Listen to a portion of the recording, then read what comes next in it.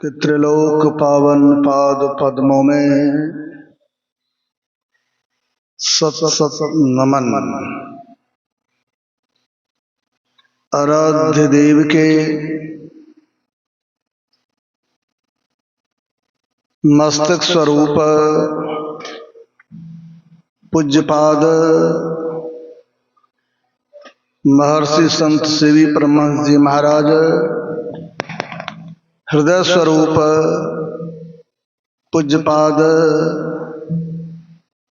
महर्षि साई स्वामी जी महाराज,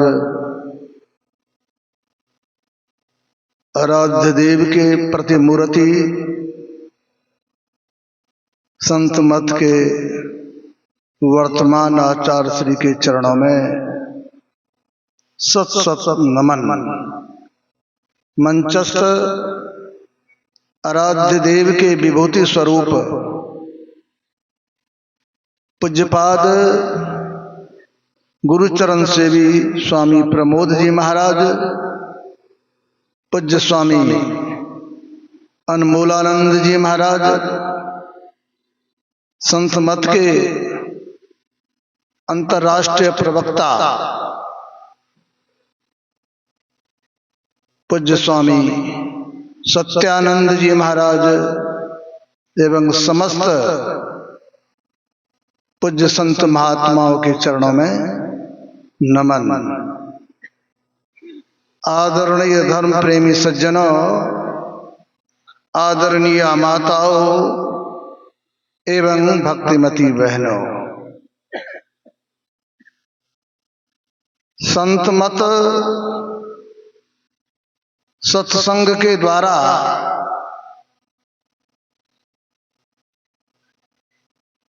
समाज में सुंदर संस्कार डाला जाता है। समाज सुसंस्कारी और सुंदर बने, यह संतों के ज्ञान से संभव है। संतों के ज्ञान को आचरण में उतारने से समाज में सुख, समृद्धि और शांति आएगी। सत्संग के माध्यम से लोगों को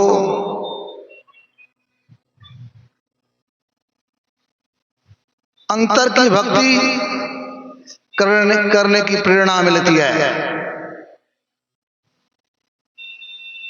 संत मत सत्संग, संत किसे कहेंगे तो हमारे आराध्य देव ने बड़ा अच्छा कहा, शांति स्थिरता व निश्चलता को कहते हैं। शांति को जो प्राप्त कर लेते हैं संत कहलाते हैं। संतों के मत व धर्म को संत मत कहते हैं। यहां पर किसी संत को बड़ा या किसी संत को छोटा नहीं कहा जाता है।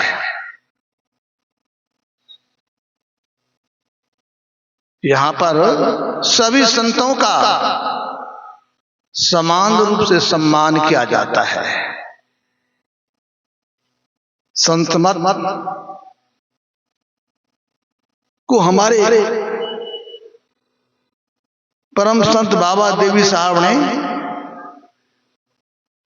समुद्र मत कहा। जिस तरह अनेक नामों से बहती हुई नदियां जब सागर में समा जाती है तो उसका एक ही नाम समुद्र होता है। उसी तरह विविध नामों से जो हम संप्रदाय या मजहब का नाम सुनते हैं, सबों का सार जो कल्याणकारी ज्ञान है वह इस संत मत सत्संग में मिले जुले हुए हैं।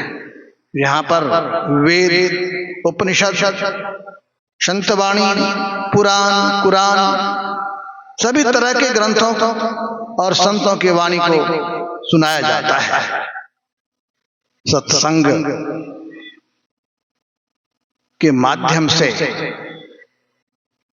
लोगों में यह ज्ञान दिया जाता है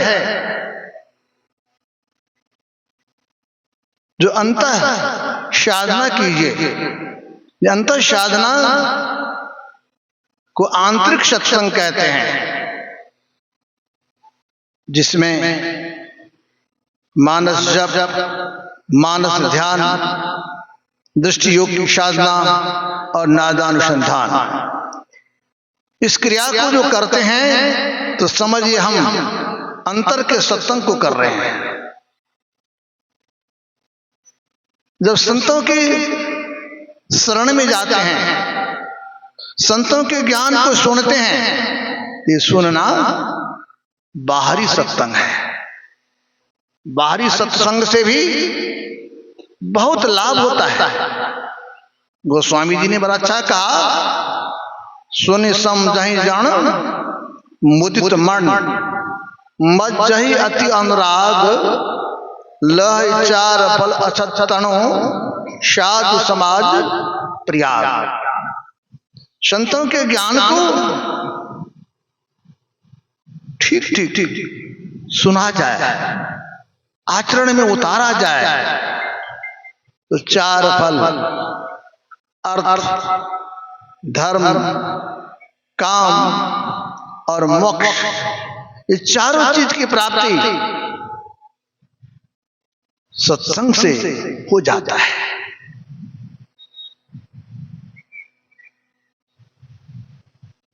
हम लोग सुनते हैं तो पापी से पापी, दुराचारी से दुराचारी व्यक्ति भी सत्संग में जाते हैं तो महान बन जाते हैं। सठ सुध रही सत्संगति पाई, पारस परस कुधात सुहाई। जो सठ हैं, अज्ञानी हैं, वे भी संतों के शरण में जाते हैं, सत्संग में जाते हैं तो वह महान बन जाते हैं। बड़ा सुंदर उदाहरण दिया। लोहा अगर पारस का संग कर लेता है तो लोहा लोहा नहीं रहता है, सोना बन जाता है।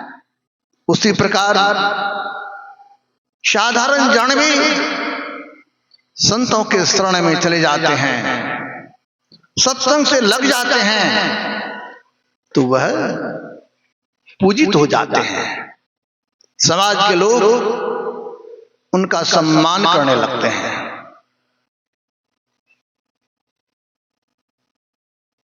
सत्संग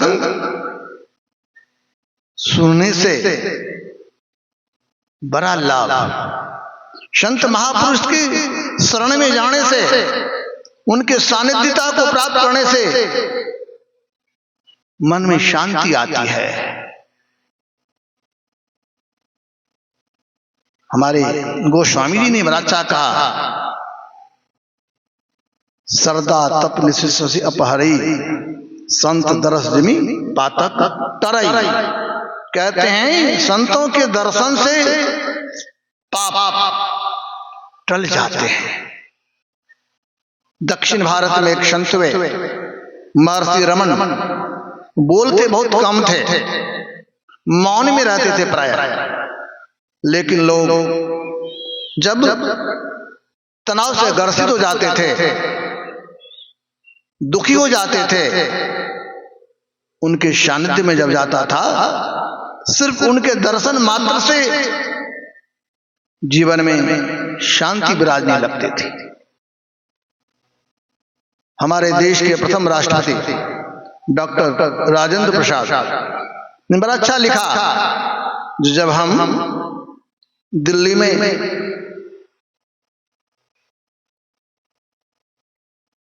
कार्यों से